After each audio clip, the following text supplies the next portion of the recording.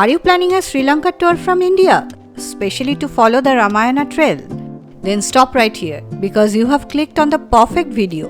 In the next few minutes, I will give you a complete 10-day Sri Lanka Ramayana tour plan, covering the most important places connected to Lord Ram, Seetha and Ravan.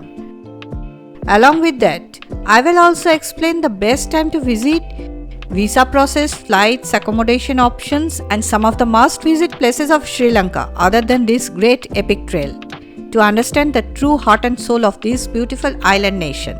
But here is the big question. How many days are actually enough to explore Sri Lanka properly while covering the Ramayana sites without rushing? Is 7 days enough or should you plan for 10? Before we answer that, let's first understand Sri Lanka a little better.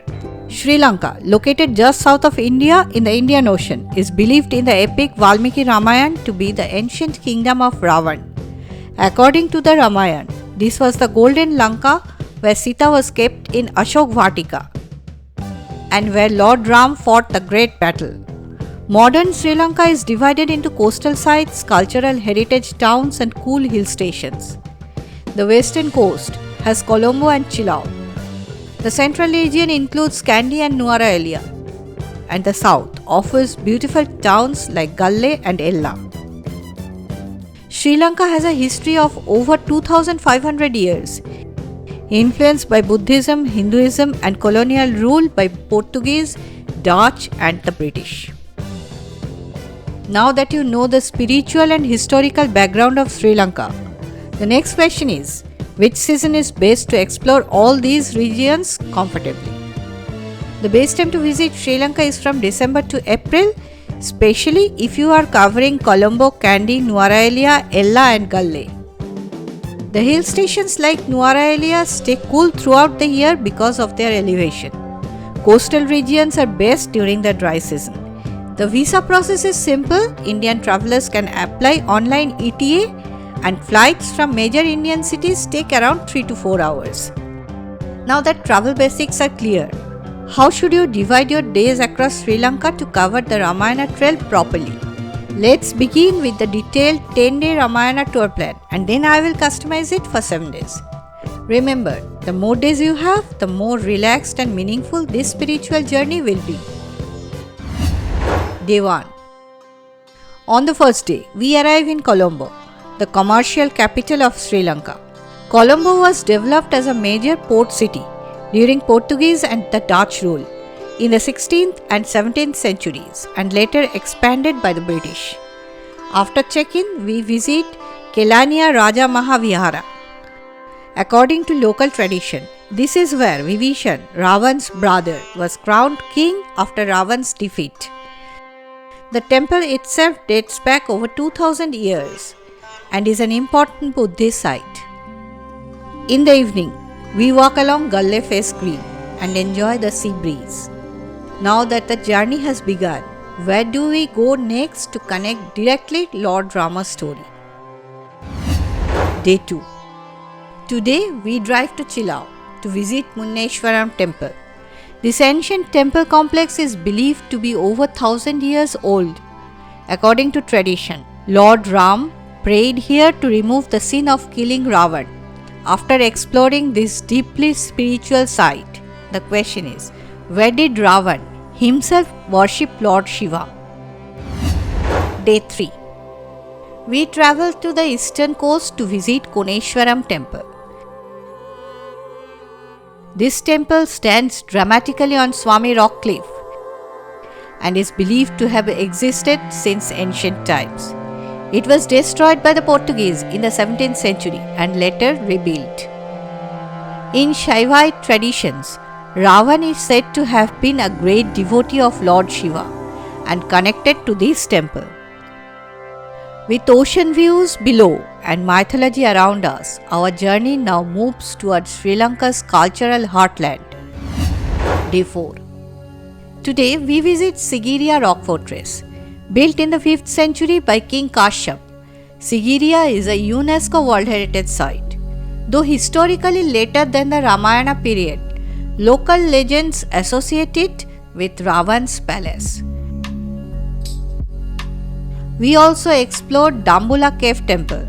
which dates back to the 1st century BCE and houses beautiful Buddhist murals and statues.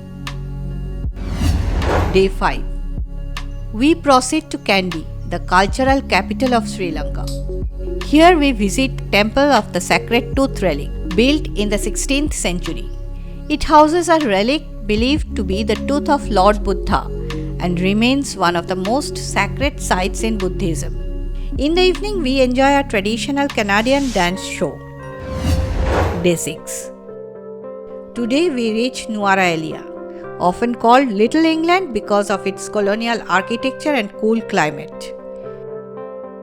Here, we visit Seetha Amman Temple, believed to be near Ashok Vatika, where Sita was kept captive. We also explore Haggala Botanical Garden, which local belief associates with the ancient Ashok Garden. Tea plantations and misty hills make this one of the most peaceful stops of the journey. But where did Ravan hide and move through secret tunnels? Day 7.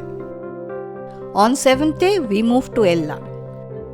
The scenic train ride from Kandy to Ella, built during British rule, is considered one of the most beautiful train journeys in the world. In Ella, we first visit Ravana Falls. Later, we went to the Ravan cave.